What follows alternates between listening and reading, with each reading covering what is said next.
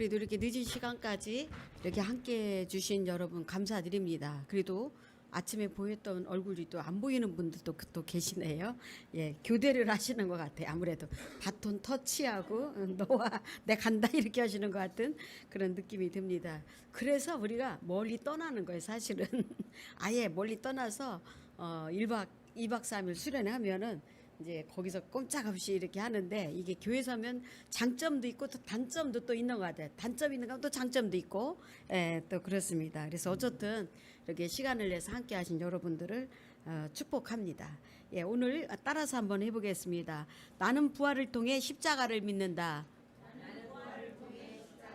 예, 1강은 나는 부활을 믿습니다. 이랬습니다. 2강은 십자가를 믿습니다. 이거거든요. 그러면 1강은 이 부활을 통해서 예수님 입에서 나온 모든 말씀이 실제다. 이거를 강의를 들었습니다.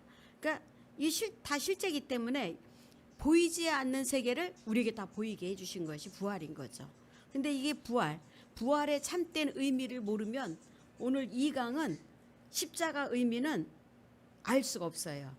이 부활을 제대로 알아야 오늘 2강을 또 들을 수가 있습니다. 그래서 이 십자가는 그냥 지식과 교리에 불과한 거죠. 부활을 잘 모르면. 그래서 오늘 그 2강은 십자가에 죽으신 분이 누구신가? 이 핵심이에요. 누가 죽었는가? 이게 누가 죽었는지 모르면 뭐 죽음의 의미는 가치가 없는 거죠. 가치가 없어요. 그래서 십자가의 능력은 십자가에 죽으신 예수님이 하나님의 아들이라는 것입니다. 하나님의 아들. 그래서 PPT 그좀 띄워주세요. 1번 다 같이 읽어보겠습니다. 시작. 십자가는 예수님이 누구신지 알게 되면 게임 오버다. 다시 한번 시작. 십자가는 예수님이 누구신지 알게 되면 게임 오버다. 아멘. 예, 이 누구신지만 정확히 알면 모든 게 다 끝난 거죠. 두 번째 PPT도 계속 띄워주시기 바랍니다. 그래서 십자가로 우리가 하나님의 사랑을 알게 되는 거예요. 하나님 사랑. 그래서 또한 십자가는 누구의 죽음이다? 하나님의 아들의 죽음이다. 아들의 죽음이라. 이게 진짜 중요한 거죠. 그래서 하나님의 모든 말씀을 믿게 하기 위해서 우리에게 부활을 주셨다면 십자가는 뭘 우리에게 알게 해주신 거죠? 내가 너를 너무너무 사랑한다. 내가 너를 얼마나 사랑하는지 아냐? 이 우리한테 사랑한다는 것을 가르쳐 주기 위해서 예수님께서 십자가를 지신 거죠. 이거를 믿게 하기 위해서 십자가를 지신 거예요. 근데 우리가 이 십자가 얼마나 잘 알고 있습니까? 부활도 잘 알고 십자가도 잘 알고 있어요. 지식적으로는 다 알고 있어요. 그렇기 때문에 너무 잘 알고 있기 때문에 이 말씀을 사실 뻔한 얘기로 듣기가 쉽습니다. 뻔한 얘기가 듣죠. 그런데 오늘 예수님께서 우리에게 말씀하시는 것이 너 나하고 진짜 절친이냐? 너하고 나하고 진짜 친하냐? 오늘 이거 물어보시는 거예요. 여러분도 어떻습니까? 왠지 서먹한 사람 있잖아요. 관계가 조금 어색하면 서먹서먹 만나기가 부담스럽고, 저 사람 만나 무슨 말하지? 좀 만나기는 거북스러운데 만날 일이 있을 때 되게 불편하잖아요. 근데 절친은 만나면 만나도 기쁘듯이 왠지 예수님과의 관계가 내가 그런 관계는 아닌지, 서먹한 관계, 어쩌다 한번 만나는 관계는 아닌지. 그렇기 때문에 뻔한 얘기로 들으면 안 되고 오늘 여러분들이 예수님과 절친이 되시기 바랍니다. 완전 절친이 돼야 되는, 이게 안 되면 안 되는 거죠. 이 광야에서 이스라엘 백성들이 원망하다가 뭐가 나왔어요? 불뱀이 나왔어. 불뱀이 나와서 막 사람들을 다 물었더니 막 사람들이 아우성이 막 죽겠다고, 아프다고, 그래서 죽는 사람도 생겼어요. 그랬더니 모세가 또 하나님 앞에 기도했더니 하나님께서 모세에게 네가 노뱀, 불뱀하고 똑같은 노뱀을 만들어서 장대에 매달아라. 그러면 이것을 보는 사람은 다 살 것이다. 그랬는데 진짜 본 사람은 살았어요. 순수하게 믿고 본 사람. 근데 아유, 말도 안 돼. 상식에 벗어나는 일이야. 어떻게 그런 일이 있을 수 있어? 의학적인 일도 아니고 미신적인 일 아니야? 그러면서 의심하고 절대 안 쳐다본 사람 어떻게 됐어요? 다 죽었어요. 불뱀에 물려 죽었습니다. 이렇게 우리가 이게 하나님의 관점에서 하나님이 말씀하시면 아멘하고 듣는 것이 아니라 자꾸 자기 중심적으로 말씀을 받아들이는 거죠. 내 생각을 집어넣는 거예요. 이게 무서운 거 우리가. 그래서 나를 보라는 노뱀을 바라보는 게 아니라 누구를 바라봐요? 나를 바라보 말도 안 돼. 무슨 그걸 저기 본다고 살아? 안 쳐다봐. 자기만 바라봤어요. 자기만 바라보면 죽어요. 오늘 또 우리가 나를 바라보는 것이 아니라 누굴 바라봐야 돼요? 예수님을 바라봐야 됩니다. 예수님 십자가 바라봐야 돼요. 또 바리새인들은 어땠어요? 바리새인들이요, 이 성경을 꿰뚫는 사람들이었어요. 뭐 구약 거의 다 외우다시피 하고 또 말씀대로 살려고 몸부림친 사람들이었습니다. 뭐 11주 생활 철저히 하고 하루에 3번씩 기도하고 이렇게 아주 노력하며 말씀을 지키려고 엄청 노력한 사람이었어요. 어찌 보면 흠이 없었어. 부족함이 없었어요. 근데 결정적인 문제가 뭐였어요? 이들에게 예수님을 몰랐던 거죠. 예수님을 몰라봤어요. 하나님에 대해서 안다는 교만. 아이고 우리는 하나님 성경 다 알고 있어. 구약 깨뚫어. 우리만큼 아는 사람이나 나와봐. 이러면서 자기 안다는 교만 때문에 예수님을 몰라봤던 거죠. 이게 바로 지식의 교만 때문에 예수님을 알지 못했던 것입니다. 이게 무서운 거예요. 그래서 오늘 우리가 기본적으로 내가 십자가를 안다는 이 교만, 이것이 예수님의 십자가의 사랑을 보지 못하게 만들어요. 이걸 가려버리는 거예요. 그래서 오늘 이 고정관념 다 내려놓기 바랍니다. 내가 처음 듣는 말씀같이 오늘 들어야 돼요. 이 십자가 어떤 십자가인가?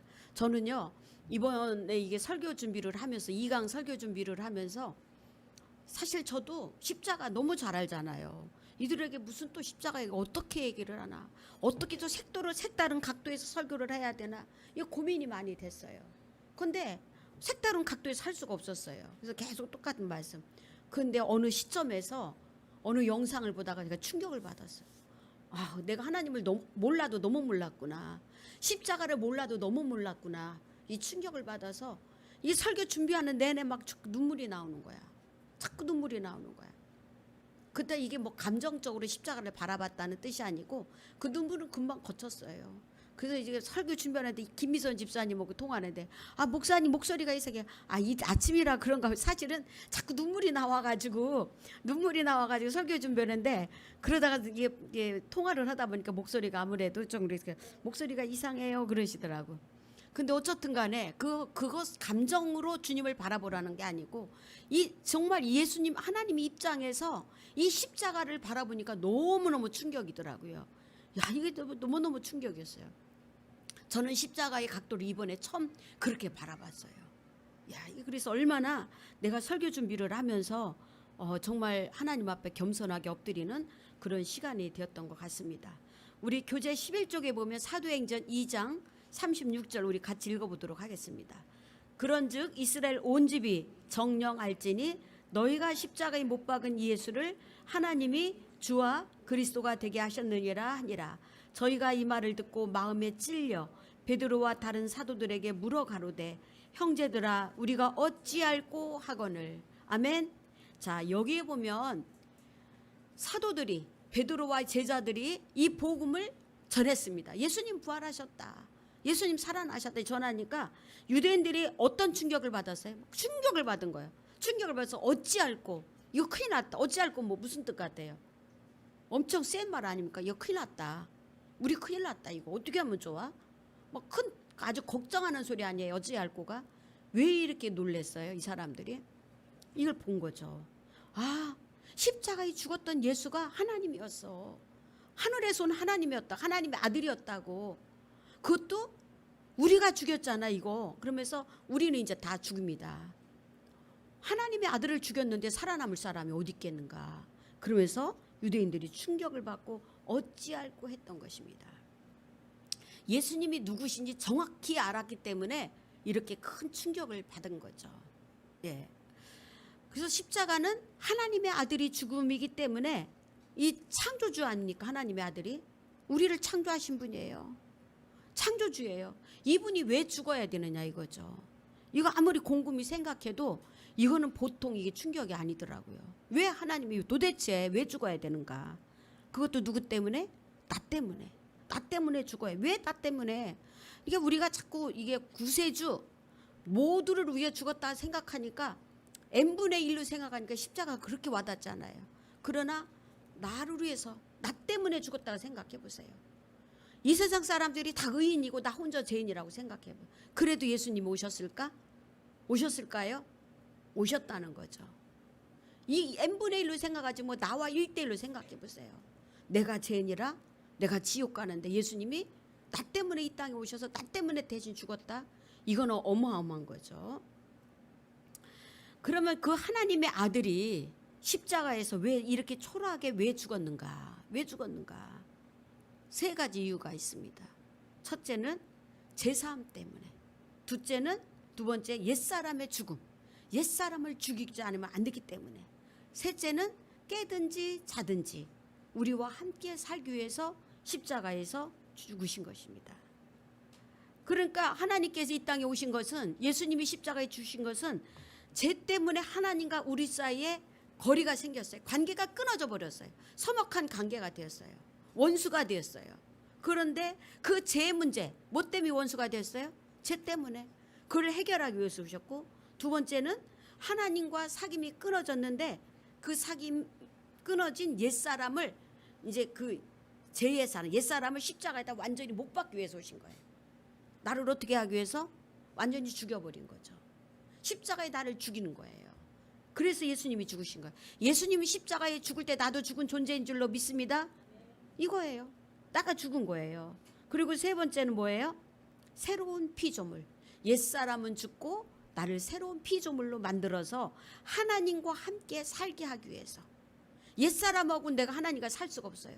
죄 있는 상태에서는 하나님과 함께 할 수가 없어요. 그렇기 때문에 죄를 완전히 없애버리고 옛사람은 죽여버리고 나를 새 피조물로 만들어서 하나님과 함께 살기 위해서. 그러니까 십자가에 죽으신 최종 목적은 궁극적으로 뭐예요? 한마디로? 그렇죠. 함께 살기 위해서예요. 함께 살기 위해서. 내 자녀가 멀리 떨어져 있다면 함께 사는 것이 부모의 마음 아니에요. 함께 사는 것.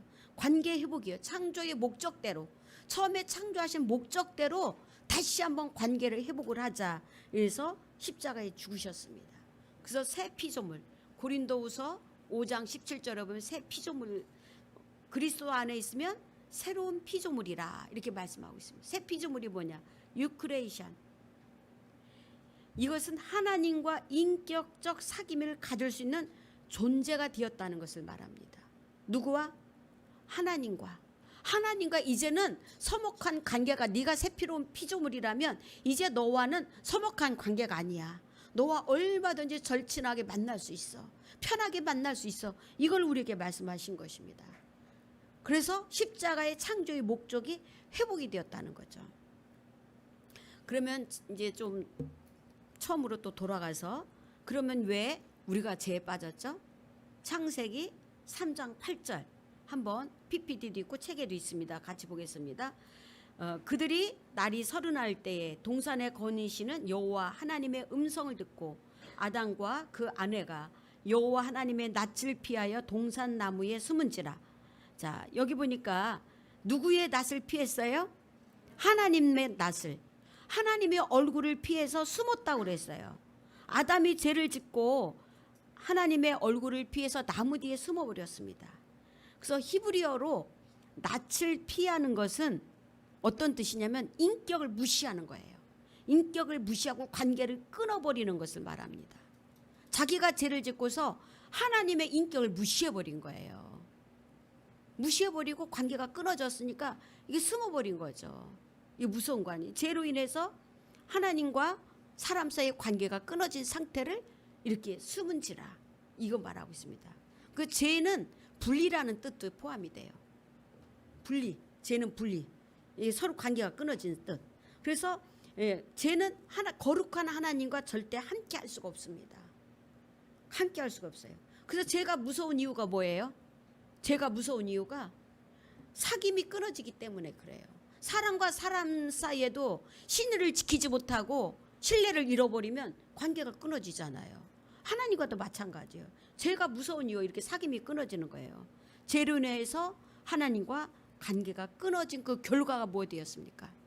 우리는 죄의 종이 되었고 마귀의 자녀가 되었고 사망이 끊어진 상태를 로마서 6장 23절은 뭐라고 말씀하고 있습니까? 죄의 값은 뭐요? 사망이요. 사망이라는 거죠. 죄값이 뭐예요? 사망, 죽음이라는 거죠.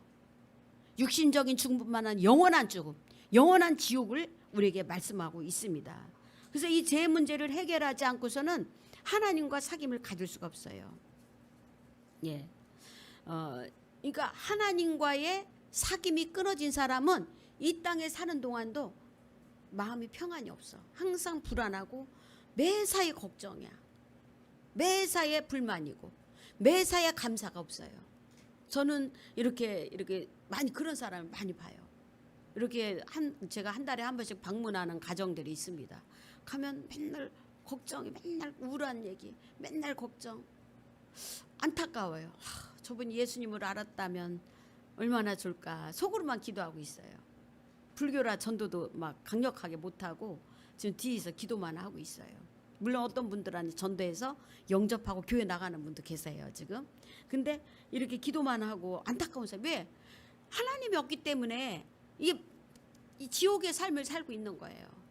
항상 마음이 불편하고 힘든 거예요. 언제나 내가 여기서 벗어날 수 있을까? 내가 어제 이 삶에서 언제 벗어나지? 항상 그 고민인 거죠. 그래서 이 십자가는 사귐을 가로막는 죄를 사하는 하나님의 법인 줄 믿습니다. 하나님의 법이에요, 십자가가. 어찌 보면 하나님은 전능자이기 때문에 하나님 마음대로 무엇든지 다 할 수 있을 것 같잖아요. 하나님 마음대로 뭔지 다 할 수 있을 것 같아요. 그래요, 안 그래요? 다 할 수 있어요, 없어요? 다 할 수 있을 것 같은데 절대 그렇지 않습니다. 절대 그렇게 못하십니다. 죄를 지으면 하나님과 관계가 끊어지고 하나님이 만드신 법이에요. 하나님이 만드신 법이 뭐라고요? 죄를 지으면 뭐 어떻게 된다? 하나님과 관계가 끊어진다는 거죠. 그래서 구약에도 하나님께서 율법을 주셨고 성막을 그래서 주신 거예요. 하나님의 법대로. 성막은 뭐예요? 죄인들이 하나님 앞에 나와서 용서받는 곳이 어디예요? 성막이었어요. 성막. 그래서 율법을 통해 사람들이 죄를 깨닫습니다. 아유, 내가 또 이런 죄를 지었구나. 아유, 큰일 났네. 이러면 어디로 갔어요? 성막에. 성막에 가서 재물을 가지고 양이나 염소나 이런 걸 가지고 잡아서 제사를 드렸어요. 번제단을 드리겠어요. 그래서 성막 그림 좀 한번 띄워주세요. 성막 그림을 보면은 여기 출입문이 있고 번제단 있죠. 번제단은 예수님의 십자가를 상징합니다. 그 다음 물두멍 뭐죠? 회개를 뜻하고, 또 성소 안에 들어가면 금촛대, 금양단, 진설병상이 있습니다. 아직 안 떴나요? 예. 이렇게 있습니다. 그리고 그 가로막히고 그 위에 맨 위에 뭐가 있어요? 지성소 여기는 언약궤, 법궤라고도 하고 언약궤하고 그 위에 뚜껑을 속죄소라고 말합니다. 속죄소. 그래서 지성소와 성소 사이는 휘장이 가로막혀서 마음대로 들어갈 수가 없어요. 그래서 그런데 이제 이렇게 하나님 앞에 이 번제단에서 양을 태우고 이래서 하나님 앞에 제물로 하나님 앞에 피를 가지고 나가서 제사를 드려서 사람들의 죄를 용서받는 거죠. 그래서 성경에 히브리서 9장 22절에 보면 피 흘림이 없은즉 사함이 없느니라. 뭐가 없은즉? 피 흘림이 없으면 사함이 없다는 거죠. 피 흘림 없이는 용서받을 수 있는 방법이 없어요. 그래서 구약에는 뭘 잡았어요? 양을 잡아서 양을 잡으면 뭐가 나와요? 피가 나오잖아요. 에덴 동산에서 아담과 하와가 범죄했을 때 하나님 뭘 잡았어요? 무엇을 입혔죠? 가죽옷을 입히려면 누가 죽었어야 돼요? 짐승이 죽었어야 돼요. 하나님께서는 이렇게 죄를 지면 피를 흘려야 되는 거예요. 그래 죄를 덮어줄 수가 있는, 죄를 용서해 줄 수가 있는 거죠. 이게 누구의 법이라고요? 하나님의 법이라는 거. 하나님 무조건 용서해 주는 게 하나님의 법이 있는 거예요. 그냥 전지전능하지 무조건 다 용서해, 이게 안 되는 거예요. 하나님도 만대로 하실 수 없고 그렇게 못 하신다는 거죠. 그래서 피 흘림이 없으면 뭐가 없다? 사함이 없다. 용서가 없다. 이거를 말씀합니다. 하나님의 법입니다. 그러니까 하나님조차도, 이것을 말씀하신 하나님조차도 예외가 없어요. 설마가 없어요. 절대 안 되는 거예요. 이게 창조주도 이 법에 따라서 죽는 법입니다. 창조주가 죽었잖아요. 무슨 법에 따라서? 하나님의 법에 따라서 창조주가 죽은 거죠. 이게 얼마나 무서운 법입니까? 이게 그냥 하나님도 넘어갈 수 없는 이 법이, 이거 얼마나 무서워요. 죄의 삭은 뭐다? 사망이다. 죄값은 사망이에요. 절대 안 돼요. 제가 있으면 완전 죽음 사망이에요. 사망. 이거를 그냥 뭐 쉽게 생각하면 안 돼요. 에이, 하는 말이지. 그렇게 절대 농담으로 들으면 안 돼요. 하나님조차도 말씀에 자유롭지 못했다는 것입니다. 전능자께서 이 법에 따라서 죽었다면 여기서 무슨 설명이 더 필요하겠습니까? 무슨 설명이 필요하겠어? 말씀이 절대적인 이유를 우리가 어디서 찾겠어요? 전능자도 법에 따라 죽었는데, 법에 따라 죽었어요. 근데 그 말씀이 절대적인 이유 뭐 어디서 찾느냐 이죠. 하나님 시건치 않는 분이거든요. 어디서 더 하나님을 더 찾겠느냐 이거죠. 그것은 누구예요? 마귀 지신 거죠. 마귀는 이것 갖고도 안 돼. 그걸 못 믿는 거죠. 한번 레위기 13쪽에 레위기가 나오고 있습니다. 레위기 10장 1절 2절을 보면 아론의 아들 나답과 아비후가 여호와께 하늘에서 기도해서 하늘에서 불이 떨어져서 분향단에 불을 붙였어야 돼, 구약에. 근데 급하니까 그렇게 안 하고 다른 불을 갖다가 불을 피웠어요. 그러다 어떻게 됐냐? 여호와 앞에서 어떻게 인지라? 죽은지라. 죽었어요. 뭘 따라 안 해서? 법대로 하나님의 법대로 안 하고 자기 마음대로 분향단에 불을 피우다 죽었다고요. 하나님은 정확하게, 하나님 무서운 분이에요. 이렇게 하나님 법대로 안 하면 죽어요. 그냥 죽었어요. 그러면 신약에 와서는 어떤 법입니까? 마태복음 7장 21절부터 보면 뭐라고 말씀하셨습니까? 주여 주여 하는 자마다 다 천국에 들어갈 것이 아니요 어떤 자만? 하나님의 뜻대로 하나님의 법대로 하는 자들은 들어갈 수 있다. 그래서 불법을 행한 자들아 내게서 떠나가라 이렇게 말씀하십니다. 무엇을 행한 자들아? 불법. 하나님의 법이 뭐냐 이거죠. 하나님께서 분명한 법을 우리에게 주셨어요. 근데 그 법을 안 지키면 죽는다는 것입니다. 그런데 이렇게 하나님의 법은 무서운데 반대로 생각하면 하나님의 법은 너무나 무섭지만 어찌 보면 너무나 안전합니다. 너무나 안전해. 왜? 법대로 하면 어떻게 해요? 확실하게 뭐 할 수 있어요? 살 수 있는 거죠. 법대로만 살 수 있는 거예요. 그럼 법대로 안 하기 때문에 죽는 거지.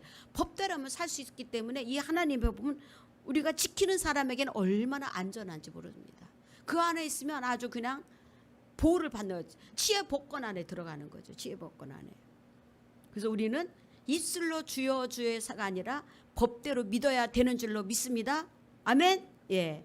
법을 만드신 PPT 5번 띄워주세요. 한번 같이 읽어보겠습니다. PPT 5번 시작. 법을 만드신 창조주께서 그 법에 따라 십자가에 죽으셨다. 전능자께서 말씀대로 죽으셨다. 예. 예수님께서는 법대로 이렇게 죽으셨습니다. 한번 그 밑에 페이지 6쪽에 보면 교재 13쪽에 보면 PPT로도 6번 나와 있죠. 한번 그 밑에 같이 읽어보게 시작. 말씀이 육신이 되어 우리 가운데 거하심에 되다라는 동사는 어떤 사람 혹은 사물이 그 고유한 특성을 변화시키고 전혀 새로운 상태로 들어가서 이전과 다른 어떤 것이 되는 것을 말한다. 그리고 빨간 글씨 성육신 한번 가져. 여긴 빨간 글씨가 없네요. 성육신에는 다시 원래로 돌아갈 것은 없다. 하나님 편에서는 스스로 낮추신 행위를 취소할 수 없는 것이다. 참 얼마나 이 말씀이 무섭습니까? 말씀이 육신이 되어 예수님이 뭐가 됐어요? 육신을 입고 이 땅에 오셨어요. 육신이 되어. 근데 되다라는 동사는요 어떤 뜻이 있느냐면 어떤 사람이나 사물이 그 고유한 특성을 변화시키고 전혀 새로운 상태로 들어가서 이전과 다른 어떤 것이 되는 것을 말한다는 거죠. 예전에 있던 그 모습이 아니라 완전히 다른 모습으로 되는 것이 뭐예요? 되다라는 동사라는 것입니다. 그러면 예수님이 이 땅에 오셨을 때 하나님이었어요. 원래는 하나님이었지만 이 땅에 완전한 뭐로 왔어요? 사람으로 왔어요. 완전히 바뀐 거예요. 완전히. 그러니까 예수님은요 33년만 사람으로 사신 게 아니라는 거예요. 33년 사람으로 살았다가 완전히 뒤바뀌었던 게 아니에요. 육신 그대로 부활하셨잖아요. 그렇죠? 부활체를 그대로 가지고 부활하셨어요. 무엇도 있었어요? 십자가에서 달렸던 상흔도 그대로 가지고 부활하셨잖아요. 그대로 부활하신 거예요. 이게 엄청난 일 아닙니까? 하나님이 어떻게 사람이 되어서 사람이 된 하나님이에요. 사람이 된 하나님. 이거는요, 내 입장에 생각하면 십자가가 뭐 하도 들었었지만 하나님 입장에 생각하면 이거는 진짜 이게 가슴에 머리가 멍해지는 일들이더라고요. 하나님이 영원히 하나님이 사람이 된 하나님이라니까요. 지금도 영원히 하늘나라에서 뭘 가지고 있겠어요? 상흔을 가지고 있는 거예요. 지금도 상흔을 가지고 있다는 거죠. 우리를 구원하고자 영원히 함께하고자 그냥 사람이 되어버리신 것입니다. 그러니까 성육신은 원래대로 돌아가는 법이 없다는 거예요. 그러니까 예수님은 돌이킬 수 없는, 돌아갈 수 없는 강을 건너 오신 거예요. 돌아갈 수 없는 강을 건너신 거라는 거죠. 근데 왜 예수님이 이 말도 안 되는 선택을 왜 하셨을까? 왜 하셨을까? 절대 취소할 수 없는 이 행위를 왜 하셨느냐 이거죠. 그래서 우리가 흔히 전도할 때 그런 말 하지 않습니까? 예수님이 사람이 구더기 대신 죽을 수 있느냐? 구더기를 건지기 위해서 구더기가 되었다. 근데 진짜 그런 거예요. 예수님은 하나님이신데 진짜 구더기만도 못한 이 사람을 구원하기 위해서 구더기가 되셨다니까요. 네. 그래서 저는 요한복음 19장 30절 한번 보겠습니다. 예수께서 신포도주를 받으신 후 가라사대 다 이루었다 하시고 머리를 숙이시고 영원히 돌아가시니라 이렇게 말씀하고 있습니다. 그래서 여기서 보면 다 이루었다. 하나님의 아들이 십자가에다 다 이루었다가 하실 때 무엇을 이루셨는가? 내가 다 이루었다 이렇게 했는데 무엇을 이루셨는가? 그래서 이게 여기 그 테텔레스타이라고 써 있죠? 테텔레스타이는 어떤 뜻이냐면 이게 영수증에 빚이 있었어요. 근데 그 빚을 다 갚았다. 이제는 영수증 필요가 없어. 다 이제 다 내 채무 완전히 해결됐어. 끝났어 이런 뜻이래요. 아니면 또 화가가 그림을 잘 그립니다. 그림을 그리고 나서 완성을 했어. 더 이상 손볼 데가 없어. 계속 여기 봐도 손봐요. 저기 봐도. 저도 설교 주면서 계속 막 이게 너무 길은 거야. 그러면 또 줄이고 또 어디 줄여? 머리가 아픈 거야. 막 너무 길이 막 페이지 수가 너무 길어지니까. 그래 또 줄이고 또 줄이고 이렇게 했어요. 화가도 그 마찬가지. 그림을 막 그리는데 여기도 만족지 않고 저기도 만족지 않아요. 그러다가 나중에 딱 해가지고 진짜 이제 마음이 드는 거예요. 만족한 거예요. 자기 스스로. 그러면 그때 뭐라고 해요? 테텔레스타이. 다 이루었다. 끝났다. 이렇게 해버리는 거죠. 그리고 노예가 종이 시킨 일을 했는데 이게 너무 힘든 거예요. 힘든데 그걸 다 맞췄어. 그때 그 소리를 또 한대. 다 이루었다. 테텔레스타이. 나 끝났어 이제. 자유해. 이제 끝났어. 이거를 그렇게 말하는 예수님께서 십자가에서 그럼 무엇을 그렇게 다 이루셨느냐 이것입니다. 창세전에 꿈꿨던 뭐예요? 하나님의 꿈이 뭐였어요? 우리가 하나님과 함께 사는 것, 하나님과 사귐 있는 것, 이거를 꿈꾸셨기 때문에 우리의 죄를 용서하고 하나님 앞에 나아갈 수 있는 길을 열어놓으셨다. 이제 끝났다. 다 열어졌다. 이거를 말씀하시는 거죠. 사귐의 길을 내가 이제 완전히 열어놨다. 너희들이 이제 얼마든지 올 수 있다. 이거를 우리에게 말씀하시는 것입니다. 그러니까 하나님께서 우리를 얼마나 사랑했는지 이 십자가를 통해서 우리가 확인할 수가 있습니다. 그래서 그 다음 대목에 저는 이게 십자가상에서 예수님께서 십자가에서 7가지 말씀을 하셨잖아요. 그 중에서 오늘 4가지. 저는 이거 준비할 때 진짜 너무 가슴 먹먹해서 진짜 울었어요. 저는 이게 처음 발견한 말이었기 때문에. 어떤 분이 이제 그걸 말씀을 하셔서 제가 이제 듣고서 그래서 그대로 인용을 하는 겁니다. 너무 충격을 받았어요. 우리 이번에 중고등부 수련회 가서도 목사님이 이 설교를 했다고 하더라고요. 4가지 설명드리면 엘리 라바 사박다니 그랬습니다. 엘리 라바 사박다니가 무슨 뜻이죠? 하나님 어찌하여 나를 버리시나이까. 이 소리 예수님 절규 아닙니까? 얼마나 고통스러우면 엘리 라바 사박다니 하나님 왜 나를 버리시나이까 이렇게 말씀을 하고 있습니다. 한번 그 교재 14쪽 PPT에도 나왔는데 그거 한번 좀 읽어보겠습니다. 작년에도 우리가 읽었던 말씀이 시작. 현대 연구에 따르면 십자가의 수용자들은 못 박힌 상태에서 대략 1000번 정도 기절했다 깨었다를 반복하며 이 과정은 그야말로 죽고 싶어도 죽을 수 없는 상태라고 한다. 그렇게 반복하다가 지치면 숨을 쉴 수가 없게 된다. 그리고 오랜 시간 지속되는 극악의 고통으로 인해 몸 안에 있는 모든 체액이 빠져나온다. 단순히 피만 흘리면서 깔끔하게 죽는 게 아니라는 것이다. 신체에 남아있던 소변, 대변 등의 오물 역시 시간이 지나면서 모조리 빠져나온다. 이러한 이유로 로마의 정치인이었던 키케로는 십자가형을 가장 역겹고 구역질나는 형벌이라고 묘사하며 로마 시민의 시야는 물론 생각에서조차 지워버려야 한다고 말했다. 근데요, 이 십자가형, 이 끔찍한 십자가형, 오늘 그 영화는요, 영화기 때문에 예수님 지금 팬티가 입었잖아요, 그렇죠? 근데 실제적으로는 안 그랬대요. 옷 싹 벗겼대요. 완전 나체로 발가 벗겨서 십자가에 매달았대요. 근데 왜 이 십자가형은 창세 이후로 지금까지 가장 끔찍한 사형들이에요. 가장 끔찍한 사형들. 근데 왜 하나님이 정말 아들이 우리를 살리기 위해서 아들이 죽음이 필요하다면 안락사를 시키든지 조금 편하게 죽이면 안 됐나? 왜 그랬을까요? 가장 끔찍하고도 악랄한, 가장 흉측한, 정말 이거 오죽하면 우리 생각에서 그래서 지금은 십자가 사형이 없어졌어요. 이제는 너무 끔찍하기 때문에 없어졌어요. 근데 왜 이런 끔찍한 사형 방식을 택해서 십자가의 아들을 죽게 하셨느냐 이것입니다. 왜 그렇게? 하나님께서는 그 시대를 알았을 거 아니에요.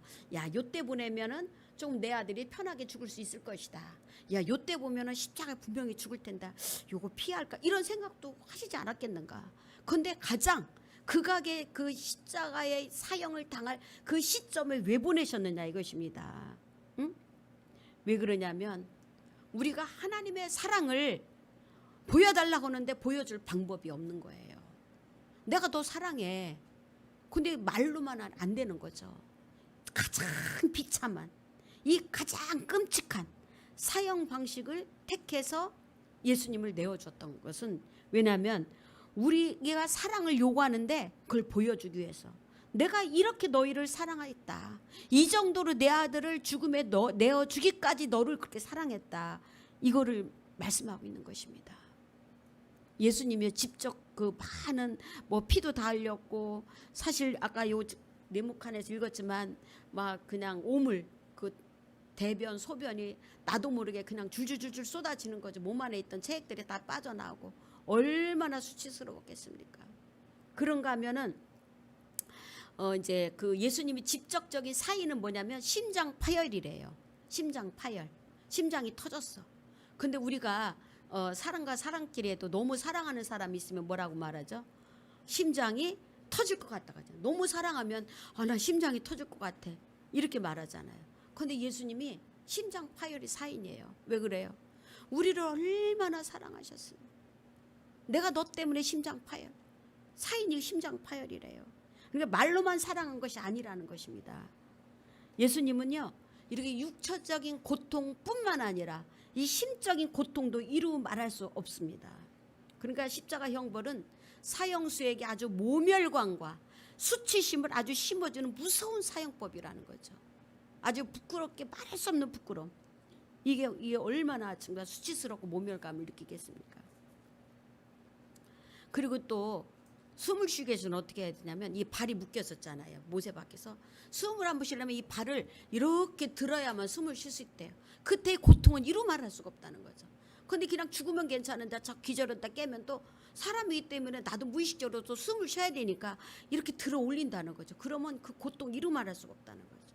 그런 아주 겨우 숨을 쉴 수 있는 그런 고통을 겪어가면서 이제 예수님이 저주를 십자가를 지신 거죠. 그래서 갈라디아 3장 13절에 보면 예수님께서 영적인 저주도 받으셨다는 거죠. 60만 그런 게 아니라 영적인 저주를 받았다는 거죠. 끔찍하게 이게 돌아가신 거죠. 자, 우리가 그 초대교회도 많은 사람들이 순교 당했잖아요. 스데반 죽을 때 어땠어요? 스데반이 돌에 맞아 죽을 때는 하늘에 뭐가 열렸죠? 하늘이 열렸어요. 하늘이 열려 예수님이 막 위로하고 격려하는 그런 광경을 보았기 때문에 스데반이 그걸 잘 이겨가며 죽을 수가 있었던 거예요. 그런데 예수님은 그렇지가 않았어요. 예수님은 정말 철저하게 하나님도 외면하셨다는 거죠. 하나님 외면하셨어요. 그러니까 뭐라고 했어요? 엘리 엘리 라마 사박다니, 하나님 어찌하여 나를 버리십니까? 왜 나를 버리십니까? 아무것도 안 보이는 거예요. 완전히 버린 상태, 영적으로 완전히 버림받은 상태라는 거예요. 외면당하고 아주 버림받은 그 상태까지 예수님께서 이렇게, 그렇기 때문에 이제 그걸 외친 거죠. 엘리 엘리 라마 사박다니. 이 소리는요 유기의 외침이라고 합니다. 유기의 외침 뭐냐면, 유기견이 이제 그 주인이 강아지를 이렇게 버리잖아요. 그러면 강아지가 자기는 주인이 너무 없으면 못 살잖아. 막 주인을 향해서 막 부르짖는 그 소리가 그 유기의 외침이라 합니다. 예수님도 하나님이 나를 버리셨을 때 완전히 여기서 엘리 엘리라 사박다니 이렇게 막 이렇게 한 거죠. 그러니까 예수님 왜 이렇게 저주를 받으셨느냐? 내가 받을 판단과 저주, 이걸 예수님이 다 받으신 거예요. 그래서 여러분들, 이 세상에서 어떤 사람이 가장 끔찍한 죄인이라고 생각해요? 요즘 뉴스에 보면 막 살인범들이 얼마나 나옵니까? 얼마나 끔찍해요. 근데 그 살인범들을, 연쇄 살인범 등 이런 끔찍한 살인자들이 많은데 예수님이 그런 대우를 받으신 거예요. 그런 끔찍한 살인자와 동일시하는 그런 죄값을 그대로 받으신 거예요. 예수님이 어떤 죄, 어떤 극악무도한 죄보다도 더 아주 악랄한 그런 죄보다도 예수님이 똑같이 저주를 받고 똑같이 돌아가셨다는 것입니다. 그래서 예수님께서는 육신적인 고통, 심적인 고통, 또 이런 영적인 고통 때문에 하나님 어찌하여 나를 버리시나이까, 이렇게 예수님이 부르짖었다는 것입니다. 그러니까 이게 똑같은 거죠. 성부 하나님도 아들 죽을 때 외면하고 다 외면한 거예요. 그게 예수님이 아무도 안 보이는 거죠. 너무 고통스러운 거죠. 두 번째 또 뭐라고 말씀하냐면, 내가 목마르다. 뭐라고 하셨어요? 내가 목마르다. 이 목마르다, 물론 예수님이 피를 너무 많이 흘렸었기 때문에 저혈량성 쇼크를 받으셨기 때문에 목이 마를 수 있어. 그래서 목마르다 하신 거예요. 몸이 육신을 입었기 때문에, 인성을 가지고 있었기 때문에 목이 마렸죠. 그것도 있지만은 동시에 하나님의 아들이 영적 목마름을 경험했다. 난 이 소리 듣고 이거 너무너무 충격을 받았어요. 예수님도 영적 목마름을 경험했다는 거죠. 자, 예수님이 사마리아 여인에게 뭐라고 말씀하셨죠? 물을 길러온 사마리아 여인에게, 내가 주는 물을 먹는 자는 영원히 목마르지 아니할 것이다. 영원히 목마르지 아니, 이렇게 말씀하신 분이에요. 그런데 당신이 뭐라고 하고 있어요 지금? 내가 목마르다고. 당신이 내가 주는 물을 먹으면 목마르지 않아 영원히. 그래놓고 내가 목마르다 이렇게 말씀하신 거 아닙니까? 이게 충격 아니에요? 저 충격 받았어요. 난 그냥 육신이 그냥 진짜 피를 많이 쏟아서 목마르다 이렇게 생각만 했었거든요 그동안. 근데요 그게 아니라는 것입니다. 그동안 예수님 내가 주는 물은 영원히 목마르지 아니하다, 이건 어떤 뜻이냐면 성령님을 얘기하고 했던 거예요. 성령님이 함께 하시고 성령이 충만하면 목마르지 않다, 성령님이 함께 하신다, 이런 뜻이거든요. 예수님도 이 땅에 사역할 때 누구의 힘을 입은 거예요? 성령에 의지하고 성령과 함께 했던 거예요. 성령과 함께 사역을 했던 거죠. 그런데 지금 목마르다는 건 무슨 뜻이에요? 누가 떠났다는 소리예요? 성령님도 떠났다는 거예요. 성령이 안 보여요. 성령이 목마른 거예요. 영적으로 갈급한 거죠 지금. 이거 얼마나 진짜 기가 막힙니까? 하나님께서, 성자 하나님께서 목마르다, 영적인 목마름을 여기서 말씀하고 있습니다. 그러니까 단순히 심적인 고통뿐만 아니라 영적인 목마름까지도 예수님은 철저히 처절하게 이걸 다 겪으셨다는 거예요. 하나님이. 그리고 세 번째는, 아버지여 내 영혼을 아버지 손에 부탁하나이다. 아버지여 부를 때 그것도 옆 사람 가까이 있으면 뭐라고 불러요? 그냥 아버지 이렇게 하겠죠. 예수님이 다른 데 기도할 때는 뭐 밤에도 기도하시고 새벽에도 기도할 때 그때는 소리치지 않아요. 그냥 아버지 이렇게, 아버지요 이렇게 기도하셨는데, 이때는 큰 소리로 큰 소리로 불렀다 하겠습니까? 지금 예수님한테는 아주 고통의 최악의 상태죠. 너무 고통스러운 상태죠. 그럴 때에 아무리 불러도 성령님도 안 보이고 아무도 안 보이는 거죠. 자기를 돕는 사람 하나도 없는 거죠. 그러니까 아버지요, 이제 더 이상 견딜 수가 없어. 아버지 이제 완전 지옥의 맛을 본 거죠. 그러니까 아버지요, 내 영혼을 내 아버지 손에 부탁하나이다. 나를 부탁하나이다 아버지요. 이거를 아주 절규를 또 하시는 거죠. 큰 소리로 불러 이르시되 응답이 없는 아버지께 내 영혼을 부탁하나이다 이렇게 말씀하시는 것입니다. 전혀 국률이라는 것이 없고 임재라는 것이 예수님 앞에 없는 상태예요. 하나님의 사랑과 하나님의 긍휼과 하나님의 임재가 예수님 앞에 전혀 나타나지가 않습니다. 아무것도 없습니다. 여러분 그런 삶을 산다고 생각해 보세요. 아무리 불러도 하나님이 대답 안 하고 내가 그런 상태에 있다면 이거 얼마나 이게 힘든 일입니까? 그런데 예수님 자체가 지금 그런 상태라는 것입니다. 지옥의 고통을 겪고 있는 거죠. 완전 지옥. 우리가 천국 갈 때는 어떤 천국, 물론 이제 물리적 공간도 있지만 우리가 힘들고 어려울 때 뭐야? 나 지옥 생활이야 이렇게 말하잖아요. 예수님 완전 지옥을 경험하신 거죠 지금. 근데 우리가 지금 십자가는 어차피 지금 부활을 하셨잖아요, 그죠? 그렇다고 해서 이건 뭐 짜고 치는 고스톱이지 이렇게 생각하면 안 된다는 거죠. 이 십자가가 어떤 십자가인지, 삼위일체 하나님의 큰 고통을 겪은 십자가, 무엇에 의해서? 하나님의 법에 의해서. 우리가 죄를 지었기 때문에 하나님의 아들 우리들을 살리기 위해서 삼위일체 하나님이 너무나 큰 고통 가운데 이 겪으시는 아픔이었다는 것입니다.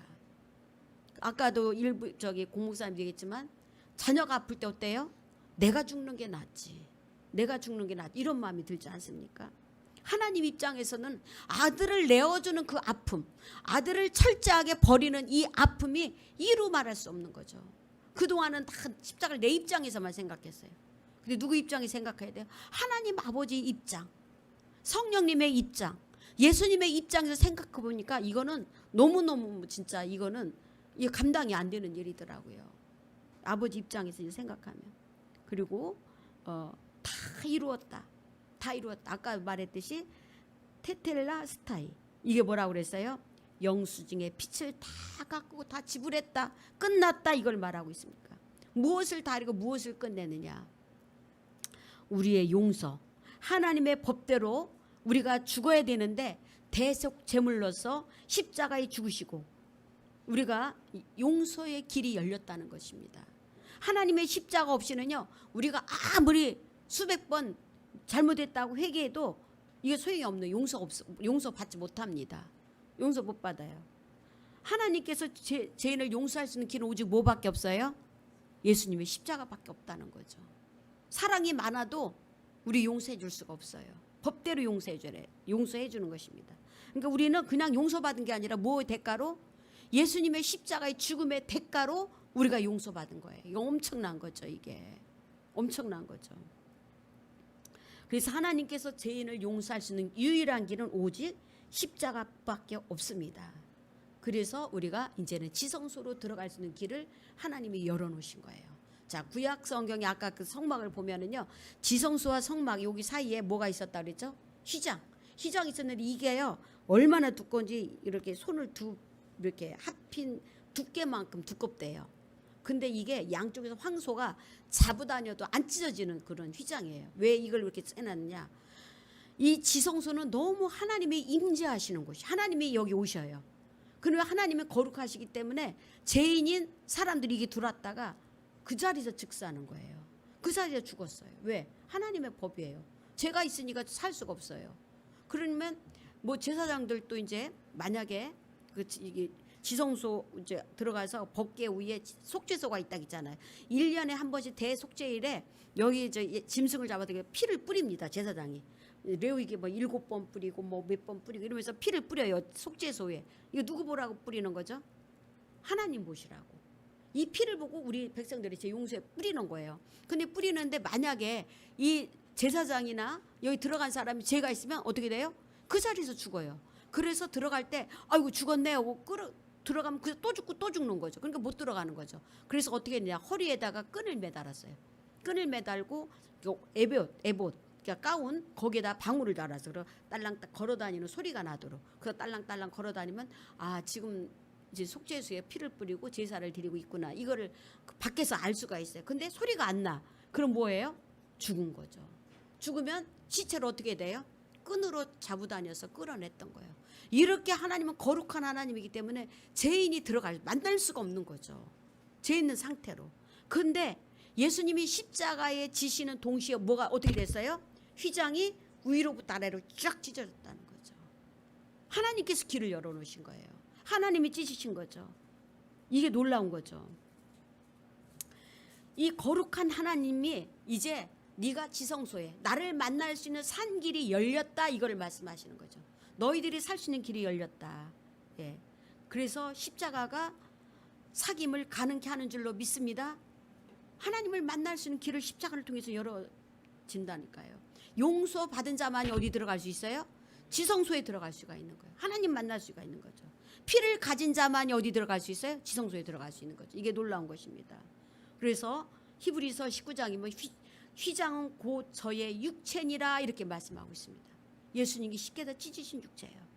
그래서 저희 피로 영원한 속죄를 이루사 단번에 성소에 들어가셨느니라. 그래서 성막제에서 최종 목적지는 어디였습니까? 지성소였잖아요. 지성소. 하나님 만나는 장소. 예. 그래서 지성소에 들어간다는 것은 누구를 만난다는 거냐면 창조주 하나님을 만나는 거예요. 구원의 목적은 하나님을 만나서 함께 사는 게 이게 목적인 거죠. 그래서 바울은 이 보혈로 지성소에 들어갔다는 말을 데살로니가 전서 5장 10절로 말하고 있습니다. 뭐라고 우리 잘 알고 있는 말씀이죠. 예수께서 우리를 위해 죽으사 우리로 하여금 깨든지 자든지 자기와 함께 살게 하려 하셨느니라. 아멘. 오직 이거예요. 오직 이거예요. 예수님이 십자가에 지신 목적이. 그래서 성령의 역사가 없으면 이게 우리가 아는 것과 구원이 되는 게 아니에요. 이 강의는 종이 쪽에 불과해요. 아무 쓸모가 없어요. 그러나 우리가 정말 오늘 예수님의 십자가가 어떤 십자가인지 이 하나님이 우리에게 사랑을 보여주신 줄로 믿습니다. 내가 너를 이렇게 사랑한다. 내 아들을 죽기까지 이렇게 비참하게 하기까지 내가 너를 사랑한다. 이걸 말씀하시는 것입니다. 그래서 히브리서 12장 2절에도 뭐라고 말씀하셨습니까? 십자가를 참으사 그 앞에 있는 즐거움을 위해서 참으셨다 해서 무엇을 해서? 우리와 함께 살고자 하는 그 즐거움 때문에 예수님이 십자가를 참으셨다는 것입니다. 내가 너를 사랑하다. 그러니까 십자가는 뭐예요? 하나님이 우리를 사랑하시는 증거인 줄로 믿습니다. 우리를 사랑하시는 증거예요. 부활은 하나님이 살아계시다는 증거라면 십자가는 뭐예요? 하나님이 내가 너를 사랑한다는 증거라는 거죠. 근데 부활이 아니고서 이분이 하나님인지 모르는 거죠. 모르는 거죠. 하나님이 세상을 이처럼 사랑하사 그래서 그렇게 말씀을 하고 있습니다. 시간이 많이 가서 뭐 하는데 그 아브라함 그 아까 그 영화 그 예고편 그것 좀 보여주실래요? 네. 한번 하나님의 입장에서 이 아브라함이 모리아산에다 아들을 바치는 그 장면 들어보시기 바랍니다.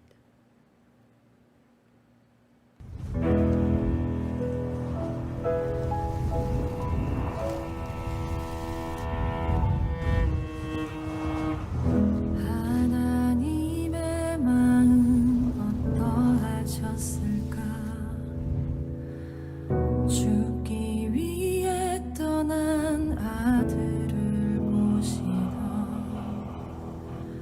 하나님의 마음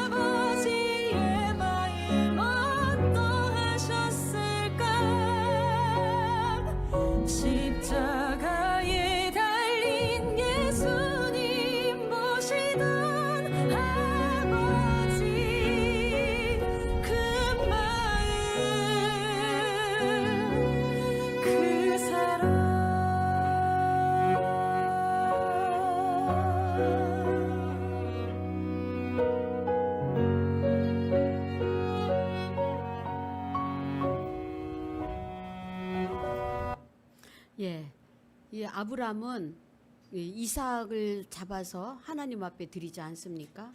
여러분들 자녀를 그렇게 할 수 있겠어요? 내 자녀 실제로 저렇게 칼로 잡아라 할 수 있겠어요? 한번 상상해 보세요. 근데 아브라함은 순종했잖아요. 순종했는데 그래도 하나님이 마지막 가서 어떻게 했어요? 아브라함아 아브라함아 칼을 대지 마라. 그리고 무엇을 주셨어요? 양을 대신 주셨어요. 양을 대신 죽이겠어요. 근데 예수님은 안 그랬어요. 하나님 아버지께서 당신의 아들을 십자가에 주실 때는 대신이 없었어요. 그냥 죽였어요. 그냥. 이 아버지의 마음이 어떻겠어요? 내가 죽는 게 낫지. 내 아들을 죽는. 우리가 지금 하나님이니까 할 수 있지. 그렇게 생각하면 안 돼요. 우리가 하나님의 인성을 그대로 받은 거예요. 우리 인격이 하나님 인격 아니에요. 내가 내 자식 못 내주면 하나님도 똑같은 거예요. 얼마나 아프셨겠는가. 그냥 외면하는 그 아버지의 마음이. 그러면서 아들을 그냥 죽게 내주셨습니다. 이거는요. 하나님의 전부를 우리에게 주신 거기 때문에 더 이상 우리에게 보여줄 게 아무것도 없어요. 전부를 주신 거예요. 이거는 교리나 소설이 절대 아닙니다. 소설이 아니에요. 실제예요. 실제. 오늘 우리가 이 아버지의 마음을 알아야 돼요. 이 아버지의 마음이 어땠을까. 그래서 예수님께서 십자가에 죽으시고 하나님께서는 우리에게 예수를 영접하라 이렇게 말씀하십니다. 영접은 하나님께서 우리에게 주신 최고의 선물인 줄로 믿습니다. 선물이에요. 선물. 그래서 사도 요한도 보면은 예수를 믿을 때 예수님을 사랑해서 믿었다고 그랬습니다. 그래서 영접은 우리가 정말 이 예수님이 나와 이제 사귐을 갖기 위해서 나를 대신해서 법대로 하나님의 법대로 죽으신 그 예수님 대신 죽으시고 나를 살리기 위해서 이제는 부활을 하셨어요. 부활하셔서 그 믿음을 가져라 너가 이제는. 그리고 내가 이제 너와 함께 하겠다. 영원히 너와 이제 함께 살겠다. 이 목표를 가지고 예수님이 죽으셨습니다. 그래서 이제 네 안에 들어가겠다 이렇게 말씀하시는 거죠. 영원히 함께 하겠다. 이걸 말씀하십니다. 그래서 요한계시록 3장 20절은 뭐라고 했냐. 볼지어다 내가 문 밖에서 두드리노니 누구든지 내 음성을 듣고 문을 열면 내가 그에게 들어가 그로 더불어 먹고 그는 나로 더불어 먹으리라 이렇게 말씀하십니다.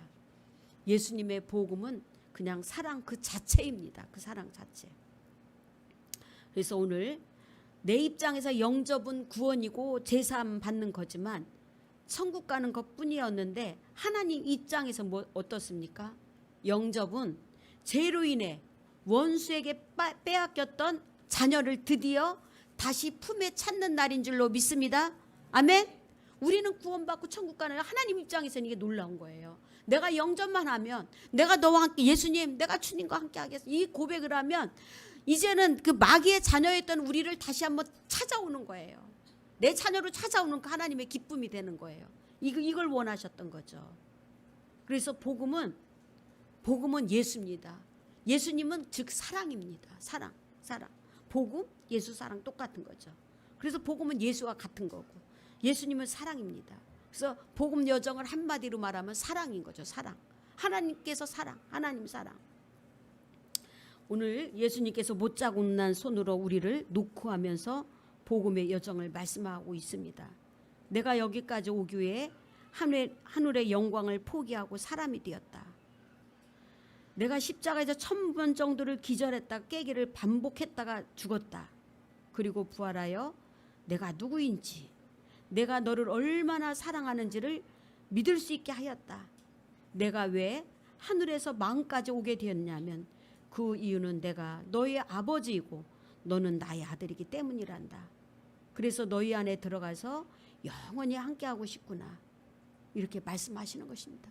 이제 너희가 영접하겠느냐 이거를 말씀하시는 거죠. 그래서 우리가 이제 물론 다 영접하셨을 줄로 믿습니다. 그러나 그동안은 내가 구원받기 위해서 영접했어요. 그냥 나 구원받기 위해서 예수님 내 안에 오세요. 천국 가기 위해서 영접했다면 우리는 그 방법이 아니에요. 이제는 왜 영접을 해야 돼요? 나를 위해 십자가에 죽으 사랑하신 그 사랑의 예수님, 그 사랑하기 때문에 내가 영접해야 되는 거예요. 사랑하기 때문에. 그동안 내 이기적으로 영접했다면 이제는 진짜 그 사랑 앞에 굴복하고 내 주님 사랑합니다. 이제 사랑해서 주님과 진짜 함께 살고 싶습니다. 그 마음으로 오늘 영접해야 된다는 것입니다. 이 사랑으로. 자, 여러분들 결혼도 보세요. 어떤 조건 때문에 결혼하는 사람, 돈 때문에, 학벌 때문에, 어떤 조건 때문에 사랑도 안 하면서 그런 사람은 나중에 어떻게 돼요? 다 헤어지게 되어 있어요. 근데 진짜 사랑하면서 결혼하고 사랑하며 사는 사람 어때요? 끝까지 행복하게 살잖아요. 이게 지금 그동안은 내가 어떤 조건 때문에 예수님을 영접했다면 오늘은 어떤 마음 때문에? 정말 예수님 사랑하기 때문에. 예수님 사랑해요. 예수님 나를 위해서 그런 희생하시고 나를 위해 죽어주신 그 사랑, 오직 나를 살리기 위해서 사랑하신 그 사랑, 그게 감격하고 감사해서 이제 사랑해서 영접하는 우리 모두가 되어야 될 줄로 믿습니다. 예, 그래서 오늘은 사랑하기 때문에 영접하는 기도, 그 기도를 하나님 앞에 다시 한번 올려드리길 원합니다. 그러나 이게 내가 줄줄줄 읽는다고 되는 게 아니에요. 정말 줄줄 읽어되는 게 아니라 내 마음 상태에서 정말 이게 너무로 영광스럽고 창조주가 내 안에 들어오시는 순간이다. 하나님이 내 안에 들어오는 순간으로 알고 내가 영접한다면 우리 삶 속에서 위대한 역사가 일어날 줄로 믿습니다. 아멘. 예, 그러면 한번 우리 진심으로 한번 그 정말 예수님을 사랑해서 영접하는 마음으로 우리 한번 내목 안에 있는 그 기도문을 한번 간절히 읽도록 하겠습니다. 같이 읽겠습니다. 하나님 아버지, 지금까지 예수님을 믿지 않고 제가 주인 되어 살아왔던 죄를 회개합니다. 그리고 이제는 나의 죄를 위해 십자가에서 죽으시고 부활하신 예수님을 나의 주인으로 영접합니다. 예수님의 이름으로 기도드립니다. 아멘, 아멘, 아멘. 정말 예수님을 이제 사랑해서 주님과 함께 사는 여러분들 되시기 바랍니다. 그러면 이제 우리가 매일 부활해바라기 매일 외우잖아요, 읽잖아요. 이게 우리에게 실제가 되는 거예요. 이게 우리 삶 속에 실제가 되는 거예요. 한번 부활해바라기 그 영상 좀 한번 띄워주세요.